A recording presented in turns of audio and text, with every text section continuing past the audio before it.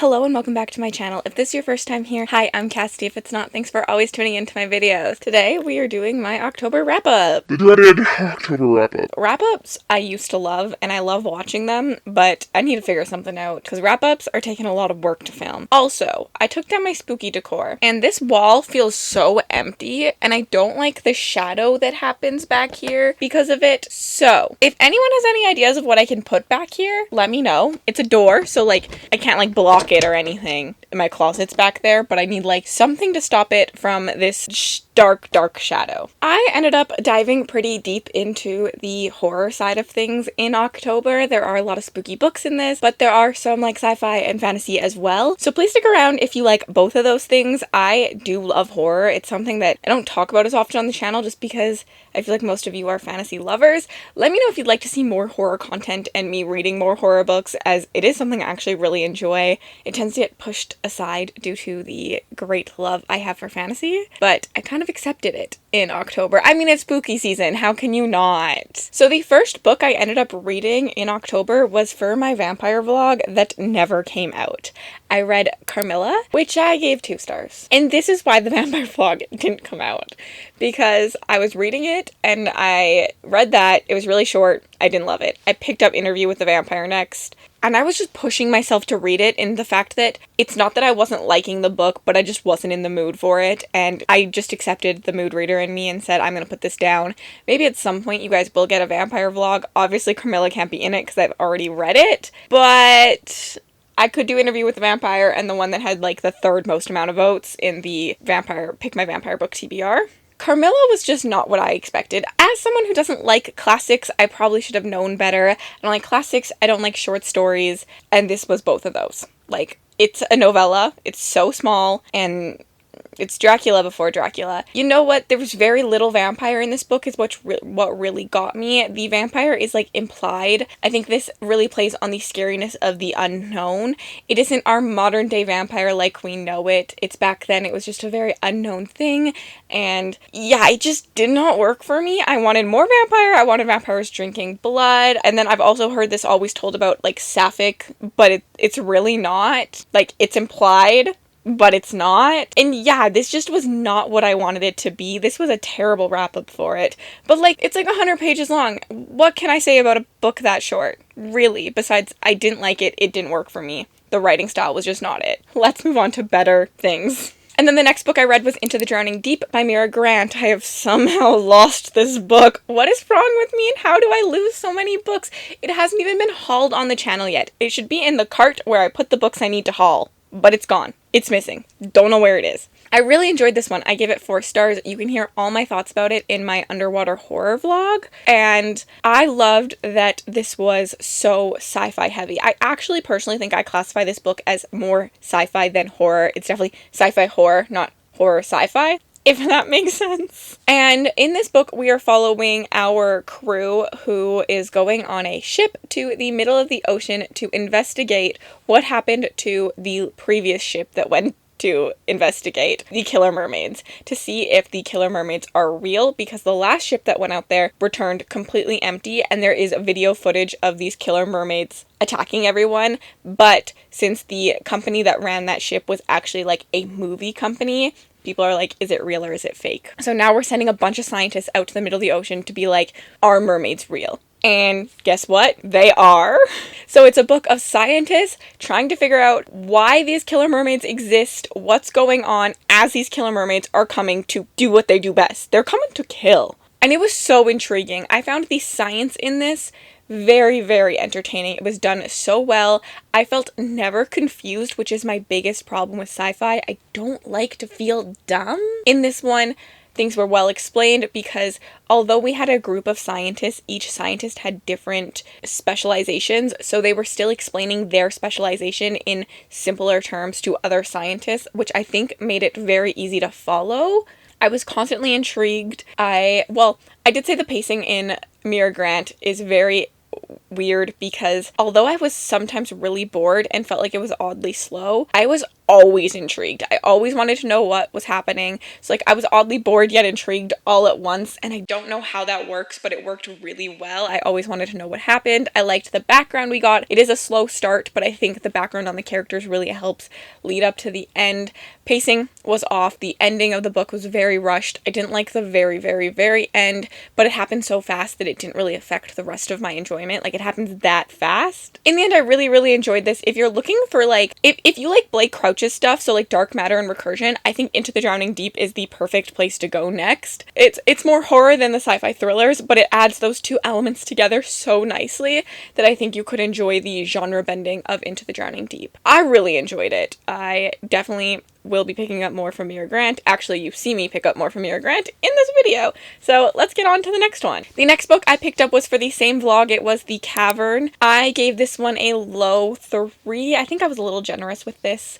I say it in the vlog, this was just nothing new. And I watch a lot of water horror, a lot of creature features, like shark movies, crocodile movies, anaconda, piranha movies, like anything that involves a water and creatures, I'm in. Honestly, any kind of creature, I'm probably in.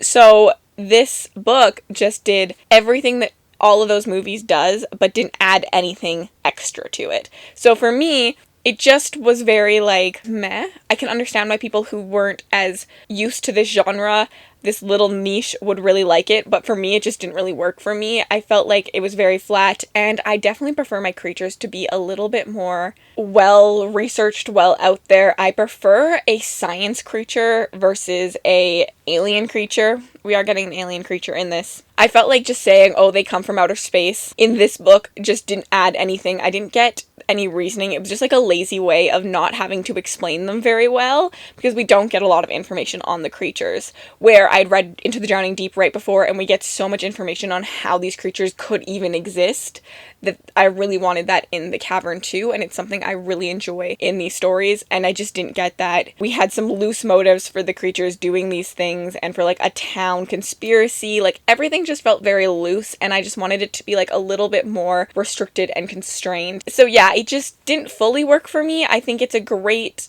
beginner place maybe in this subgenre, but also the little niche that is creature features and underwater horror is so much better than what this book brings out of it. Also, I was expecting it to be very underwater based on the cover, but it's not. It's a lot more in the caves and an isolated setting within the caves, but there's only really one scene that happens underwater. I should say that Into the Drowning Deep also does not take place mostly into the water, but the water setting added a much more creepiness to Into the Drowning Deep than this water setting did, because there's like one part where they have to swim through a cave. And so the next book I'm going to talk to you about is Carrow Haunt by Darcy Coates. So Carrow Haunt was my first Darcy Coates novel, and I've picked up some since then. Darcy Coates just writes really good atmosphere. This was the Late Night Crew unofficial official book club pick for the month. We have a Discord. It's down in the link below. It's public. We each month pick a book and we read it on live sprints. There's no like live show or anything. We just sit down and all read it together and we chat in the Discord about it. It's a lot of fun and a very simple way to just do buddy reads together. This one I gave a 3 stars, but specifically because I really hated the ending. It actually was a 4-star book all the way till the end, but Darcy Coates does something in it that I really, really, really disliked.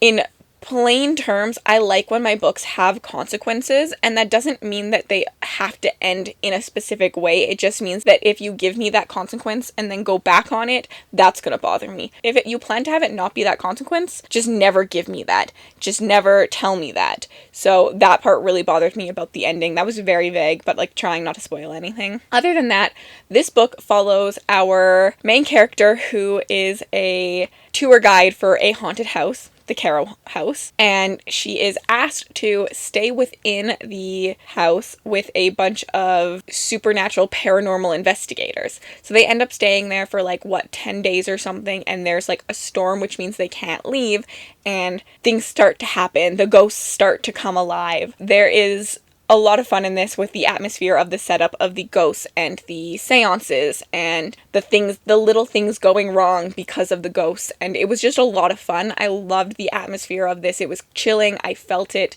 Some of my issues with it were that I wanted a little bit more character depth, a little bit more character backstory. I would have liked to kind of have a little bit more time getting to know our characters at the beginning before we get to the haunted house and like things start to go wrong. But I also understand that a lot of people love how like quick to the point this story is, so that could be me, and it actually could be the fantasy reader in me loving those like character growth moments and seeing our characters come to life. But this was like a solid read and really started my love of Darcy Coates, as you will see in this video, because the next book I'm going to talk to you about is From Below by Darcy Coates, which I give 4 stars. This was the last book I read for the underwater horror vlog, and it is the most underwater out of all of them.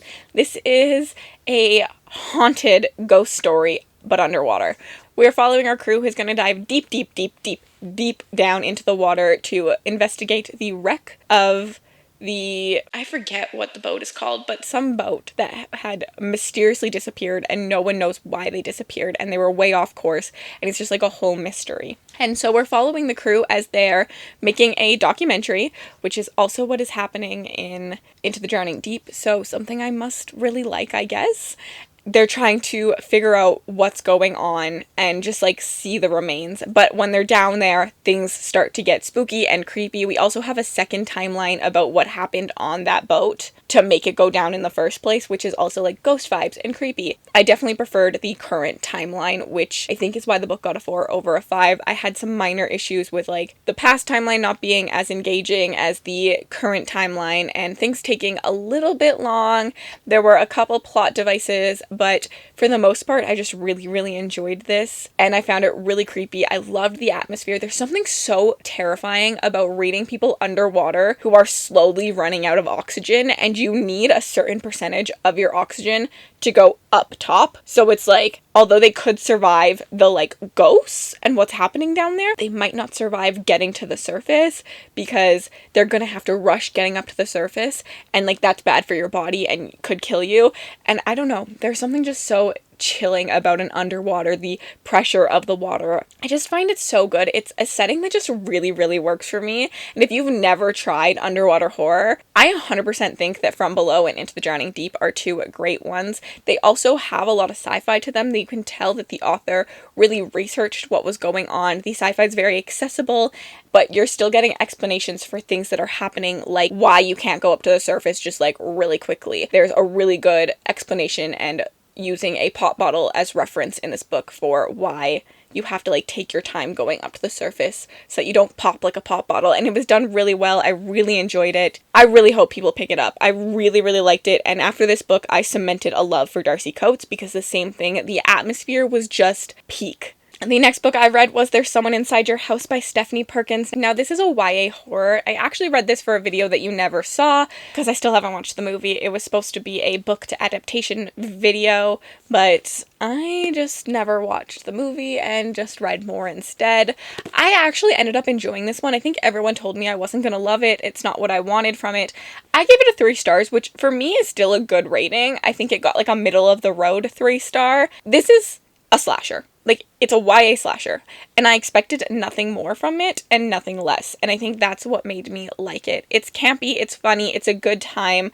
We're following these characters that, I mean, the author's typically a romance writer, so there is like a romance in it. We're following teenagers, you know, it's just nostalgic almost to the slasher genre, I think. Like, this is where slashers started. I mean, my biggest criticism for this book is that we know who the killer is about halfway through, and the suspense is lost for me, and I wish they didn't do that. I kept waiting for like the twist where you know that that actually wasn't the killer, or that there's a second killer or something like that, but there was none, and I think that was my biggest issue. I don't have much to say about this because it just is what it is. Like, there's nothing amazing, nothing bad. It just is a YA horror. And if you're looking for a book just to be an easy read, maybe a palate cleanser, just a good time, I think this is the book that could do it. Like, I did enjoy it. And then I read The Shadow of What Was Lost, which I technically finished in November, but I read the majority of it in October, so I'm counting it as October read. This was the pick for my book club, Backlist Book Club. We had the live show already. It's on the channel in the Backlist Book Club playlist if you're looking for it.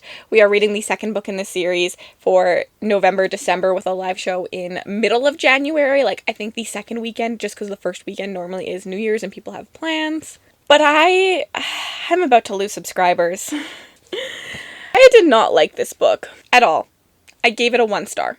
I wanted to love this. This was a 5-star prediction for me. Why I picked it for Backlist, I thought I was going to wholeheartedly adore this series. So this was the biggest letdown I think I could have had. A lot of people love it. Almost everyone in the live show gave it 4 or 5 stars. We had a couple 3s and I think 2 other than me. But I have so many issues with this book that I do think are very personal to my reading taste. So I will still recommend it to people. I am not the reader that you can say, look, this will all make sense later. There's specifically a scene in this that irked me so much where a killer has killed everyone but this one person and they leave her alive because, fate. And I was just like, this is stupid. And yes, I get it. There was a reason later on in the book, about 200 pages later, for why she was left alive. But that didn't justify that crappy, oh, it's fate, I'm not going to kill her. Give me at least a simple reason. I literally would have taken her just like reminding him of something and him taking pity on her or like something like that. I just needed a little bit more, but that happens so many times in this book where you're given just something simple like that and then told it makes sense later. And people are like, well, other people do that. Like Sanderson does it. Yes, Sanderson does make things make sense later, but he gives you enough information at the time to be tied over for later. And some people felt that that was fine, but I am not this type of reader. I'm not that reader that you can just give me a book and say, hey, read it all, and by the end of the trilogy, you'll love it. No, I need to love every little piece of it. I need to understand the inner workings. I can't just trust the process, especially with an author I've never read from before. Why would I trust him? And so far in this book, from what I saw, I do not trust him. Other bits about this were just the magic system. The magic system for me had too many holes in it, left so many things open.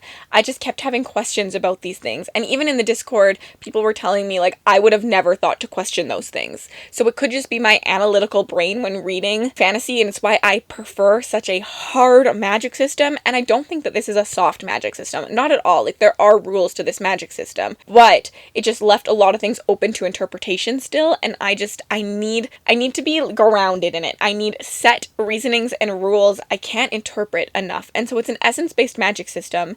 And a lot of my questions were like, how do they get their how do they actually use it? How does it refill? How much time do we need before we can use essence again? Like little things like that, because they'll tell me they're running low and then the next chapter be ready to do something that I think should have taken a lot of essence. So like how much time passed to make that essence refill? How much, like give me a list of how things take. Like does killing someone take only this much essence, but like healing someone takes this much? I needed concrete answers to a lot of those questions that I don't get. There's another thing that this book does that I really, really don't like, but it's a spoiler, so I'm not going to say it, but it is something in movies, TV shows, books, fantasy, sci-fi, anything that I just cannot wrap my head around because I just don't think it makes sense, and it always leads to little plot holes for me. So there's something very specific to me that I do not like in this book, but other than that, I felt like the characters had no personality. I literally couldn't remember the names of the characters throughout this book.